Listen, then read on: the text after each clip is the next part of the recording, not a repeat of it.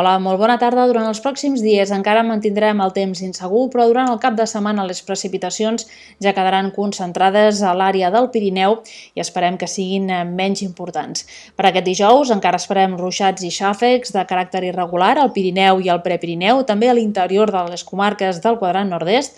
De fet, en aquest darrer sector, a l'interior de les comarques de Girona i nord de Barcelona, localment les precipitacions demà podrien ser d'intensitat moderada o forta. També en general anirien acompanyades de tempesta i localment de calamarsa o de pedra.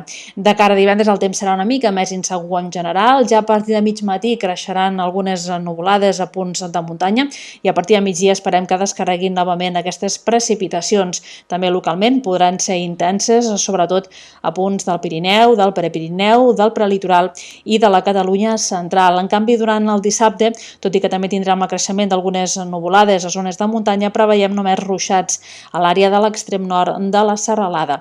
La mateixa situació també és la que preveiem per diumenge, amb aquestes nuvolades i aquests ruixats de tarda a l'àrea del Pirineu. La resta del país, dia més tranquil i assolellat. Pel que fa a les temperatures, esperem que es mantinguin altes i fins i tot pujaran més de cara al final de la setmana.